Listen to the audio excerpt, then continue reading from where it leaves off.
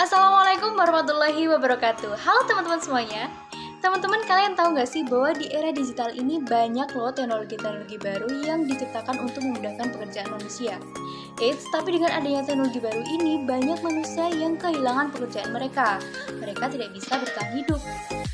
Namun teman-teman, di samping banyak yang kesulitan untuk mendapatkan pekerjaan, ada loh teman kita yang sudah mendapatkan pekerjaan, tapi mereka tetap kesulitan loh dalam menghadapi atau menyelesaikan pekerjaan mereka. Kok bisa ya? Terus gimana sih solusinya? Salah satunya adalah meningkatkan semangat motivasi kerja. Pada kesempatan kali ini, saya Binti Mutahurjana dari kelas 2B Keuangan Politeknik Malang nomor 6. Saya akan membahas apa itu motivasi kerja dan bagaimana sih cara kita meningkatkan motivasi kerja. Simak baik-baik ya teman-teman. Check it out. Teman-teman, kali ini saya akan menjelaskan apa itu definisi motivasi, kemudian apa sih tujuan dari motivasi, dan juga apa sih faktor-faktor yang mempengaruhi motivasi, apa sih jenis-jenis motivasi, dan apa saja sih teori motivasi, lalu bagaimana sih aplikasi teori motivasi. Simak baik-baik ya teman-teman. Yang pertama adalah definisi motivasi. Banyak nih definisi motivasi yang dikemukakan oleh beberapa ahli. Yang pertama yaitu menurut Samsudin. Nah, motivasi adalah proses mempengaruhi atau mendorong dari luar terhadap seseorang atau kelompok kerja agar mereka mau melaksanakan sesuatu yang telah ditetapkan. Dan menurut Hamalik, motivasi itu merupakan perubahan energi dalam diri atau pribadi seseorang yang ditandai dengan timbulnya perasaan dan reaksi untuk mencapai tujuan. Sedangkan menurut Sardiman, motivasi itu merupakan perubahan energi dalam diri seseorang yang ditandai dengan munculnya feeling dan didahului dengan tanggapan terhadap adanya tujuan. Namun, menurut Mulyasa, motivasi merupakan tenaga pendorong atau penarik yang menyebabkan adanya tingkah laku ke arah suatu tujuan tertentu. Peserta didik akan bersungguh-sungguh karena memiliki motivasi yang kuat. Lalu ada juga nih, menurut Sulistiani, motivasi adalah proses pemberian dorongan kepada anak buah agar anak buah dapat bekerja sejalan dengan batasan yang diberikan guna mencapai tujuan organisasi secara optimal. Ada juga menurut Syagian, yaitu Syagian berpendapat bahwa motivasi merupakan daya dorong bagi seseorang untuk memberikan kontribusi yang besar sebesar mungkin demi keberhasilan organisasi mencapai tujuannya. Namun, Jamara juga mengemukakan pendapatnya, yaitu motivasi itu sebagai perubahan energi dalam diri seseorang yang ditandai dengan munculnya feeling dan didahului dengan tanggapan terhadap apa adanya tujuan. Nah, perubahan energi dalam diri seseorang itu berbentuk suatu aktivitas nyata berupa kegiatan fisik. Karena seseorang punya tujuan tertentu dan aktivitasnya, maka seseorang mempunyai motivasi yang kuat untuk mencapainya dengan segala upaya yang dapat ia lakukan untuk mencapainya. Nah, dari beberapa pendapat para ahli, saya dapat menyimpulkan bahwa motivasi itu adalah suatu keadaan atau kondisi yang mendorong, merangsang atau menggerakkan seseorang nih untuk melakukan sesuatu atau kegiatan yang dilakukannya sehingga ia dapat mencapai tujuannya. Seperti itu. Kemudian ada pun tujuan motivasi. Ada 10 tujuan motivasi. Yang pertama itu untuk mendorong gairah dan semangat kerja karyawan. Dan yang kedua itu meningkatkan moral dan kepuasan kerja karyawan. Yang ketiga itu meningkatkan produktivitas kerja karyawan.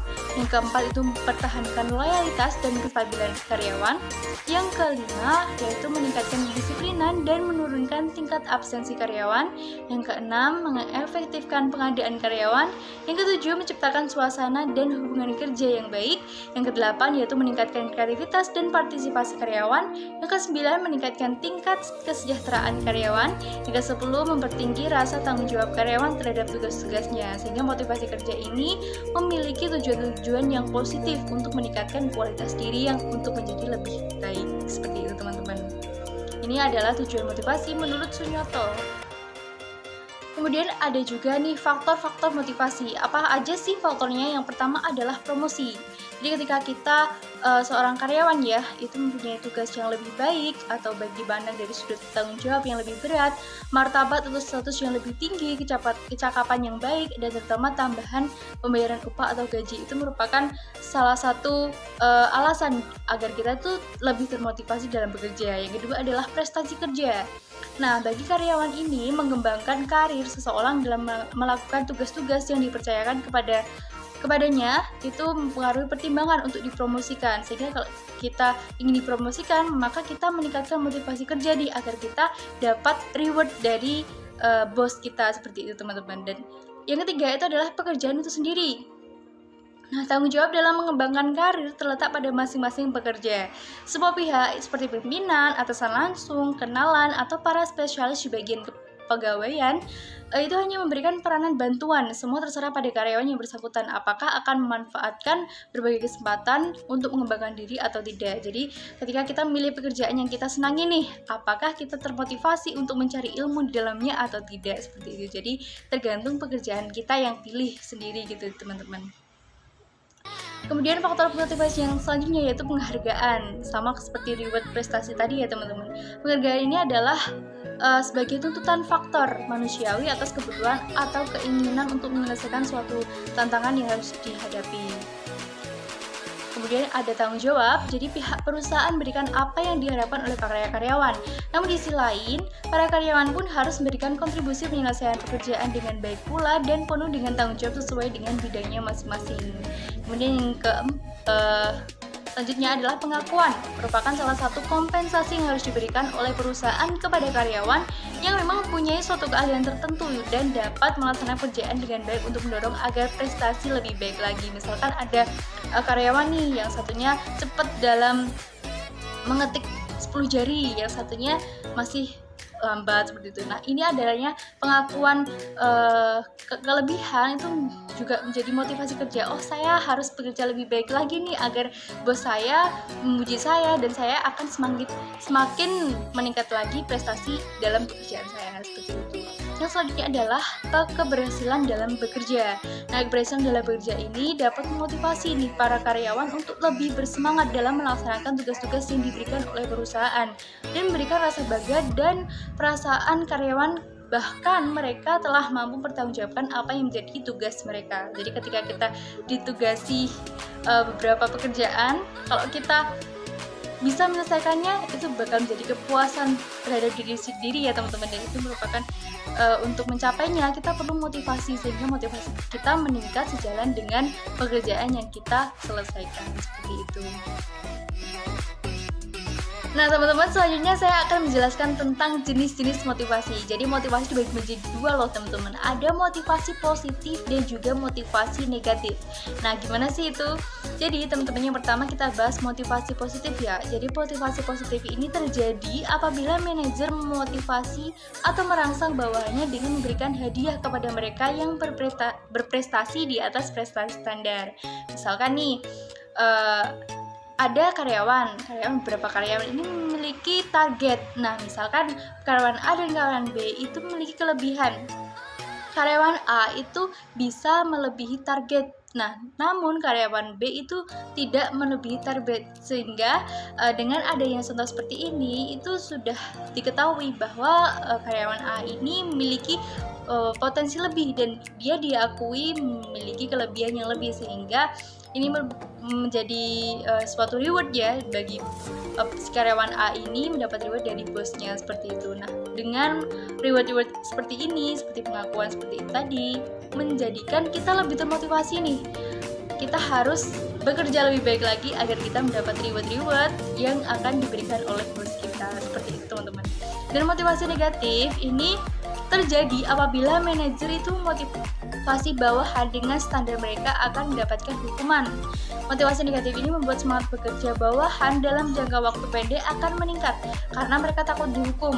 Tapi untuk jangka waktu panjang dapat berakibat kurang baik karena bisa menyebabkan stres, seperti itu teman-teman. Jadi motivasi negatif ini terjadi ketika si manajer itu menekan bawahannya dengan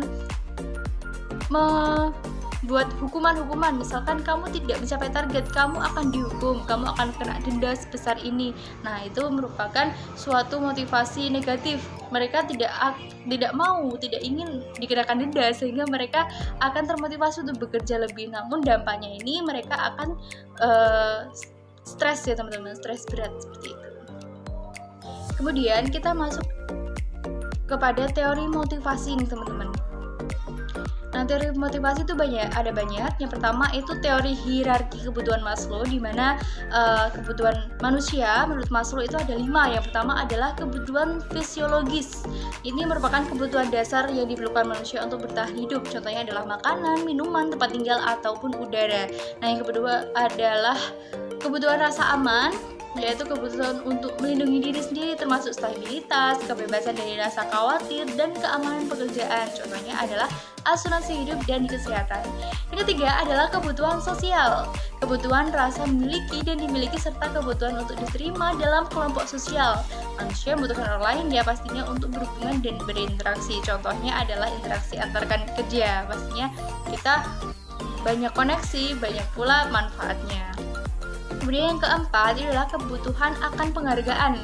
Nah, kebutuhan akan penghargaan atau keinginan untuk berprestasi. Contoh, ingin mendapatkan reputasi, ingin berwibawa, ingin statusnya naik, ingin ketenaran, ingin kemuliaan, dominasi, pengakuan, perhatian, ingin kepentingan dan penghargaan lain. Sehingga kita di mata orang lain itu tinggi ya teman-teman, diakui seperti itu.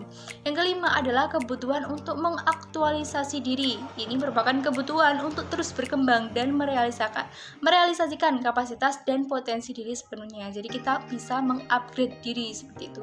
Ini merupakan teori motivasi kebutuhan Maslow dengan kebutuhan fisiologis, rasa aman, sosial, kebutuhan akan penghargaan, dan untuk mengaktualisasi diri itu menimbulkan motivasi yang kuat untuk mencapai tersebut. Yang kedua ada teori menurut Aldevar, yaitu teori ERG. Itu merupakan teori yang mengungkapkan 3 kebutuhan manusia. Apa aja itu? Yang pertama adalah kebutuhan eksistensi nih, yaitu kebutuhan akan pemenuhan faktor fisiologis dan materialistis termasuk kebutuhan akan rasa aman. Yang kedua yaitu kebutuhan hubungan, yaitu kebutuhan hubungan untuk memiliki hubungan dengan orang lain. Yang ketiga yaitu kebutuhan pertumbuhan, yaitu kebutuhan atau keinginan untuk bertumbuh dan mencapai potensi diri secara maksimal. Yang ketiga itu ada teori menurut McClelland. Nah, teori ini diantaranya yaitu yang pertama adalah kebutuhan akan pencapaian, need for achievement. Nah, kebutuhan akan prestasi ini merupakan dorongan untuk mengungguli. Jadi berprestasi sehubungan dengan seperangkat standar, bergulat untuk sukses. Nah, kebutuhan ini pada hierarki Maslow terletak antara kebutuhan akan penghargaan dan kebutuhan akan aktualisasi diri. Yang kedua yaitu kebutuhan akan afiliasi. Nah, kebutuhan akan afiliasi adalah hasrat untuk berhubungan antar pribadi yang ramah dan akrab. Individu merefleksikan keinginan untuk mempunyai hubungan yang erat, kooperatif, dan penuh sikap persahabatan dengan pihak lain. Yang ketiga yaitu kebutuhan akan kekuasaan. Nah, kebutuhan akan kekuasaan ini adalah kebutuhan untuk membuat orang lain berperilaku dalam suatu cara di mana orang itu tanpa dipaksa tidak akan berperilaku demikian, atau suatu bentuk ekspresi dari individu untuk mengendalikan dan mempengaruhi orang lain. Kemudian yang keempat itu ada teori motivator, Huygens Herberg. Nah, Herberg itu mengungkapkan teori motivasi yang dikenal dengan teori 2 faktor. Nah, teori ini dapat dari penelitian terhadap 203 akuntan dan teknisi di area Pittsburgh, Amerika Serikat. Nah, dari hasil penelitian tersebut ditemukan 2 faktor yang berbeda yang mempengaruhi apakah manusia itu bisa meningkatkan motivasi. Yang pertama itu adalah kepuasan kerja, yaitu faktor yang berkaitan dengan pengakuan, prestasi, tanggung jawab yang memberikan kepuasan positif. Faktor ini sering disebut juga dengan faktor motivator. Jadi mereka ketika mempunyai pengakuan, prestasi, tanggung jawab yang tinggi, pokoknya kepuasan kerja ya, yang mereka puas kerja, mereka termotivasi untuk puas bekerja seperti itu. Yang kedua adalah ketidakpuasan bekerja, yaitu faktor yang berkaitan dengan gaji, keamanan bekerja, dan lingkungan kerja yang seringkali memberikan ketidakpuasan. Nah, faktor ini sering disebut dengan faktor Huygens.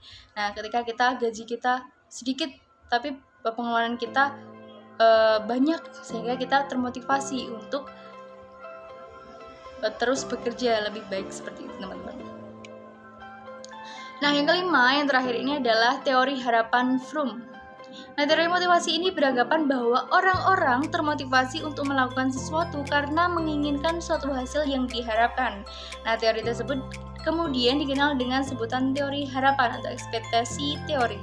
Nah, terdapat 3 konsep terhadap teori harapan Fromm ini. Yang pertama adalah harapan atau ekspektasi, yaitu kepercayaan seseorang bahwa suatu usaha akan menghasilkan kinerja tertentu, yaitu ketika kita berusaha maka kita juga mendapatkan sesuatu yang sesuai dengan usaha yang kita usahakan, seperti itu. Yang kedua adalah instrumentally, yaitu kepercayaan seseorang bahwa suatu kinerja akan mendapatkan hasil tertentu, yaitu kinerja yang kita hasilkan itu akan mendapatkan hasil sesuai yang kita harapkan. Yang ketiga adalah valensi, yaitu mengarah pada nilai positif dan negatif yang dirujuk oleh orang-orang terhadap sebuah hasil. Nah, itu merupakan teori-teori motivasi. Jadi untuk teori-teori ini apa sih aplikasinya? Ada juga loh teman-teman aplikasi teori motivasi. Nah, ini adalah merupakan salah satu contoh teori motivasi. Aplikasi dari teori motivasi. Yang pertama adalah studi kasus. Jadi ada nih perusahaan multinasional yang bergerak di bidang produksi makanan. Mereka mempunyai banyak karyawan serta 8 orang manajer yang bekerja di perusahaan tersebut, yaitu manajer pemasaran, personalia, HRD, keuangan, akuntansi, manajer humas. Nah, selama beberapa tahun perusahaan itu dapat melakukan kompetisi dengan perusahaan yang sejenis secara memuaskan, dan usaha pengembangan serta kemajuan yang dilakukan oleh para manajer bersama para staf dan bawahannya itu telah terbukti menunjukkan produktivitas dan prestasi kerja yang sangat memuaskan di semua departemen. Namun selama 1 bulan terakhir ini, situasi dan kondisi perusahaan itu mengalami berbagai perubahan kebijakan dan para direksi perusahaan. Nah, hasil sosialisasi dari perubahan kebijakan dan sistem tersebut itu menunjukkan bahwa perubahan tingkah laku secara drastis di antara staf manajerial dan para bawahan. Ini sebagian besar mereka itu mulai kehilangan semangat karena adanya perubahan kebijakan ya dari para direksi perusahaan tadi, teman-teman. Jadi mereka kehilangan semangat dan kehilangan motivasi kerja nih. Jadi akibat dan mereka stres berat nih. Nah, berakibat sebagai sangat serius. Jadi produktivitas dan prestasi kerja di antara staf dan manajer para karyawan mulai menunjukkan penurunan yang drastis. Nah, lalu solusinya seperti apa sih? Karena kebijakan tadi menyebabkan karyawan-karyawannya itu menurunkan kualitasnya. Jadi mereka stres berat sehingga mereka tidak bisa menyelesaikan pekerjaannya, keberatan loh teman-teman. Apa sih solusinya? Yaitu yang pertama, kita akan mengaplikasikan teori-teori yang ini ada menurut Baharudin ya, studi kasus tersebut itu diaplikasikan ke 3 teori, yaitu teori kebutuhan, teori harapan, dan teori keadilan. Nah, studi kasus yang diaplikasikan pada teori tersebut itu adalah kasus hilangnya motivasi kerja yang sudah saya jelaskan tadi. Nah, paparannya seperti berikut ya teman-teman. Yang pertama adalah teori kebutuhan yang mencakup dalam teori kebutuhan ini. Adanya motivasi fisiologi, adanya motif keamanan, adanya motif sosial dan kasih sayang, adanya motif penghargaan dan motif aktualisasi diri. Lalu adanya teori harapan juga nih, adanya juga teori keadilan. Jadi teman-teman karyawan tadi yang stres berat itu menginginkan kebutuhan-kebutuhan mereka tercapai dan juga harapan-harapan mereka tercapai. Namun mereka juga ingin adil, sehingga dari sini kita bisa tahu bahwa untuk memotivasi karyawan-karyawan diperlukan manajer yang hebat. Jadi manajer-manajer ini kalau bisa harusnya mengenali karyawan ini seperti apa. Nah, tugasnya itu yang memberikan seperti apa. Nah, jadi manajer ini tidak serta-merta mengganti kebijakan atau sebagainya, sehingga karyawan ini tidak akan kehilangan motivasinya, sehingga untuk apapun kebijakan itu lebih baik dibicarakan dengan karyawannya sehingga ada diskusi. Itu merupakan suatu kebijakan yang baik yang perlu diterapkan oleh si manajer untuk mengatasi daripada kesalahpahaman pekerjaan seperti itu, sehingga tidak akan ada para karyawan yang demotivasi, yaitu motivasinya berkurang karena tidak adanya penyampaian atau komunikasi yang baik untuk menyampaikan kebijakan-kebijakan baru yang dirasa itu kurang memuaskan bagi pihak si karyawannya tersebut. Jadi harus ada komunikasi dua arah dan harus ada pencapaian yang satu capaian tapi kita memperhatikan dua-duanya nih, dan kita harus adil terhadap dua-duanya, tidak boleh memberatkan salah satu, seperti itu teman-teman. Jadi perlu juga dapat kita simpulkan bahwa motivasi itu dapat dilihat melalui sikap dan perilaku individu. Nah, motivasi itu dapat dikelompokkan menjadi motivasi yang sifatnya internal. Itu misalkan kita memiliki kebutuhan, kita ingin bersosialisasi, kita mempunyai ekspektasi, kita ingin diakui oleh orang lain nih, sehingga kita akan memunculkan motivasi diri kita untuk meningkatkan kualitas diri kita. Ada juga motivasi yang sifatnya eksternal, yaitu untuk mendapatkan pengakuan dari orang lain, memperoleh penghargaan, imbal balik atas pekerjaan, jenis pekerjaan, aturan yang berlaku, dan sebagainya. Kemudian teman-teman, untuk mengatasi daripada motivasi kerja, demotivasi kerja tadi, atau berkurangnya motivasi kerja untuk karyawan, pemilik usaha atau atasan itu perlu mengenali tipe-tipe karyawan yang dimiliki sehingga dapat menciptakan kondisi yang relevan dengan kepribadian karyawan sehingga produktivitas dapat tercapai maksimal. Nah, yang terakhir itu mengaplikasikan teori motivasi dalam bentuk simulasi itu juga dapat menjadi salah satu solusi bagi manajer untuk mengatasi karyawan-karyawan yang bermasalah atau berkurang dalam meningkatkan motivasi kerja, seperti itu. Jadi kita bisa mengaplikasikan teori-teori motivasi yang telah kita pelajari. Jadi dalam bentuk simulasi, kita simulasikan teori-teori tersebut untuk menjadikan titik tolak dalam membangkitkan motivasi karyawan untuk bekerja lebih produktif dan berprestasi lagi. Seperti itu teman-teman, jadi motivasi kerja sangat diperlukan oleh kita. Jadi ketika kita ingin mencapai sesuatu, kita harus memulainya dengan memotivasi diri kita agar kita bisa mencapai tujuan tersebut. Jadi diperlukan juga kesadaran diri dan juga kesadaran dari pihak luar, misalkan manajer atau bos dan sebagainya, seperti itu teman-teman. Jadi sudah tahu kan apa itu motivasi kerja dan bagaimana cara meningkatkan motivasi kerja. So, sekian dari saya. Terima kasih atas perhatiannya. Wassalamualaikum warahmatullahi wabarakatuh.